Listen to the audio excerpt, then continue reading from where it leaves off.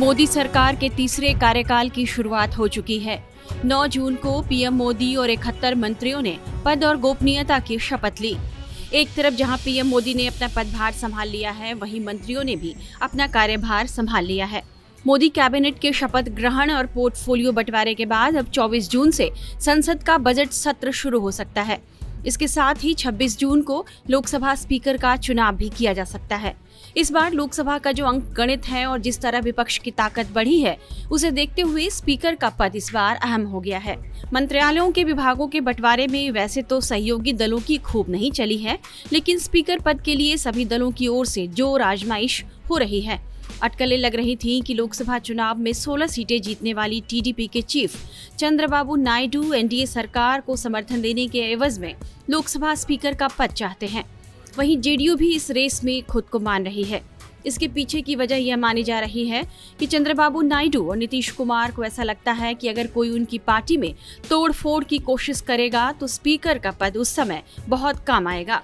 जबकि पिछली बार की तरह इस बार भी स्पीकर का पद बीजेपी अपने पास रखना चाहती है। इस बीच स्पीकर पद की रेस में डी पुरंदेश्वरी का नाम सामने आ रहा है। आइए जानते हैं कि कौन है डी पुरंदेश्वरी, जो स्पीकर की रेस में बताई जा रही हैं।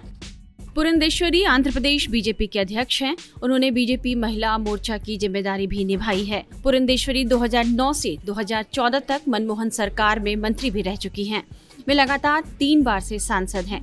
पुरंदेश्वरी ने इस चुनाव में आंध्र प्रदेश के राजमहेंद्रम सीट से जीत दर्ज की है। बीजेपी में आने से पहले ही वे कांग्रेस में थीं।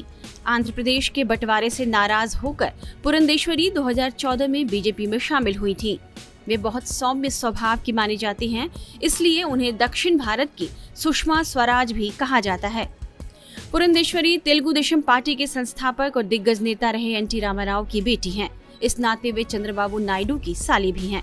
नायडू ने जब अपने ससुर एनटी रामाराव का तख्ता पलट किया था, तो पुरंदेश्वरी ने उनका समर्थन किया था। ऐसे में यदि बीजेपी स्पीकर पद के लिए पुरंदेश्वरी का नाम आगे बढ़ाती है, तो नायडू उसका विरोध नहीं कर पाएंगे। दूसरी वजह यह बताई जा रही है कि पुरंदेश्वरी कम्मा समुदाय से हैं। चंद्रबाबू नायडू भी इसी समुदाय से आते हैं, जिसका आंध्र प्रदेश की सियासत में काफी प्रभाव माना जाता है। कम्मा समुदाय टीडीपी के पारंपरिक वोट माने जाते हैं। यदि डी पुरंदेश्वरी स्पीकर बनती हैं, तो इसी बहाने बीजेपी नायडू की पार्टी के परंपरागत वोट बैंक को भी साध सकती है। हालांकि पूर्व लोकसभा स्पीकर ओम बिरला भी स्पीकर बनने की रेस में बने हुए हैं। ओम बिरला को प्रधानमंत्री नरेंद्र मोदी के मंत्रिमंडल में पिछले कार्यकाल में जगह नहीं मिली थी, लेकिन उन्हें लोकसभा अध्यक्ष बनाया गया था। इस बार भी बिरला को मोदी कैबिनेट में कोई जगह नहीं मिली है।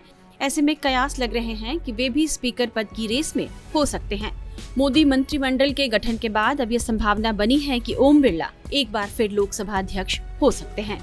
देखना होगा कि पुरंदेश्वरी या ओम बिरला, इन दोनों में से यह पद किसे मिलता है।